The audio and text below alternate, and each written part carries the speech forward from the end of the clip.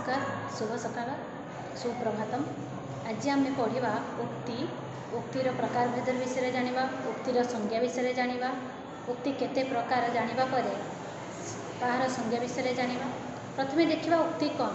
उक्ति हूँ वक्ता जहाँ कही था उक्ति कहुए। ये उक्ति दुई प्रकार होता है मुख्यतः गोटे हूँ प्रत्यक्ष उक्ति गोटे परोक्ष उक्ति। प्रथमे जाना प्रत्यक्ष उक्ति क्या कहती तार उदाहरण गोटे जाना। प्रत्यक्ष उक्ति क्या कहती जो वाक्य वक्ता उक्ति को अविकल निज उक्ति को अविकल नकल करके प्रकाश करा जाए ताहाको प्रत्यक्ष उक्ति बोली कहुए। उदाहरण स्वरूप हरि कहला मु पाठक जीवी विराट चिन्ह लगी। हरि कहला पर कमा चिन्ह रहिबो मु पाठक जीवी अविकल कौन नकल करागला से कौन कहवा ना प्रत्यक्ष उक्ति बोली कहवा। परोक्ष उक्ति क्या कहती देखा तार उदाहरण स्वरूप देखा। परोक्ष उक्ति हूँ जो वाक्य वक्ता उक्ति को अविकल उद्धृत न करा जाए उक्ति विषय अन्य प्रकार प्रकाश करा जाए ताहाको परोक्ष उक्ति कहुए। जेपरी मुझे कहली हरि कहला मु कटक जीवी या परिवर्तन कले आम कहवा हरि कहला जे कमा चिन्ह उठीज हरि कहला जे मु परिवर्ते से बा हरि कटक जीव बोली कहला यह ही लिखाଯିव। यह कौन ना परोक्ष उक्ति।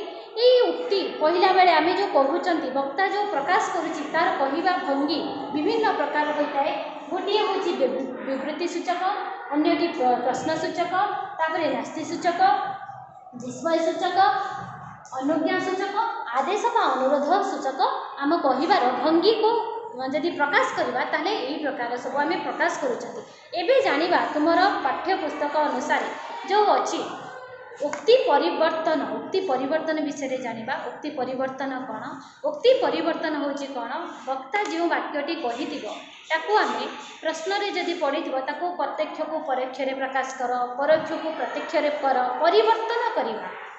डायरेक्ट रु इनडायरेक्ट कर इनडायरेक्ट रु डायरेक्ट कर एपरी जदि पढ़े से उक्ति परिवर्तन विषय किसी उदाहरण स्वरूप जाना शुणी रखा। देख विवृत्ति सूचक वाक्य को जदि परोक्ष उक्ति आम परिवर्तन करवा ताले देख मु विवृत्ति सूचक वाक्य दि तीन कहबी ताको आम परोक्ष उक्ति प्रकाश करवा।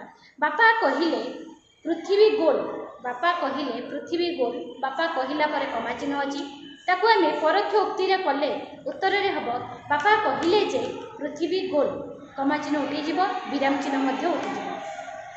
तापर शिक्षक कहले कमा चिन्ह थी मु सेठारे तुमको अपेक्षा करी जदि यही प्रश्न थाए ताहले लेखा शिक्षक कहले जे से मते सेठारे अपेक्षा करथिले।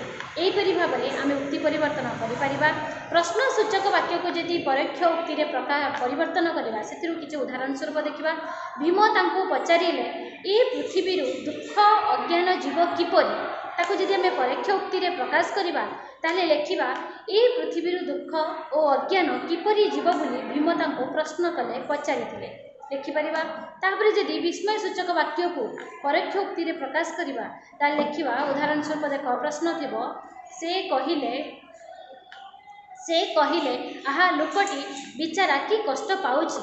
एटी विस्मय सूचक अच्छी ताको जदि आम परोक्ष उक्ति प्रकाश करवा ताहले लिखा बिचारा लोकटी अत्यंत कष्ट पाउथिबो बोली से दुख प्रकाश करे। यहीपरि भाव में आम लिखा उक्ति परिवर्तन मन रख। उक्ति परिवर्तन प्रश्न जितेबाला आसो से पढ़ी कौन ना प्रत्यक्ष को परोक्ष कर ना परोक्ष को प्रत्यक्ष कर यही भाव में प्रश्न आसी तुम्हें अभ्यास कर किसी उदाहरण स्वरूप को लेकिन निजे करने को चेष्टा कर किसी असुविधा थाए मत पचारि पारे। धन्यवाद।